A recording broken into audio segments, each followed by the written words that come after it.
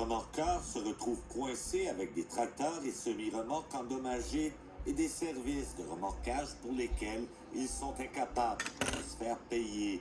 C'est un gros problème qu'on vit, là. C'est un fléau québécois présentement. C'est arrivé 2 fois à l'entreprise Rouillard au cours de la dernière année. La compagnie Rodex, j'ai une autre compagnie, un collègue de Granby qui a eu le même événement un mois avant moi. Le plus récent exemple est celui du spectaculaire accident impliquant un camion de la compagnie Rodex de Brampton en Ontario. Le poids lourd s'est encastré dans un immeuble à l'angle des rues Galt-Ouest et Cabana. L'assureur du transporteur refuse de lui rembourser les frais de remorquage et d'entreposage qui s'élèvent à environ 60 000 $.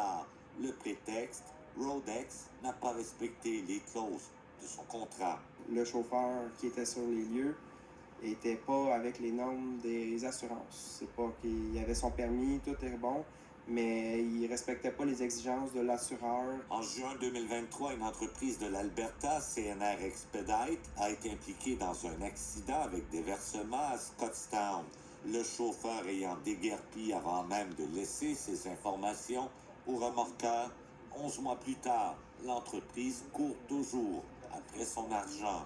Jamais répondu à un téléphone, jamais répondu à une lettre, jamais répondu à rien. Et elle ne peut même pas se rembourser en vendant le tracteur presque flambant neuf.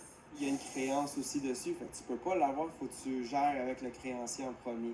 Étant donné les millions de dollars qu'ils sauvent en n'étant pas assurés avec leur véhicule, mais pour eux, c'est rien de laisser un véhicule lourd abandonné dans une cour de remorquage. L'Association des professionnels en dépannage du Québec dit que certains de ses membres pourraient dorénavant tout simplement refuser d'intervenir dans certaines situations. Ils vont le faire, mais juste s'ils sont assurés au préalable qu'il va y avoir un paiement ou du moins un dépôt au préalable avant d'effectuer la récupération du véhicule lourd. Jean-François Desbiens, TVA Nouvelles, à Sherbrooke.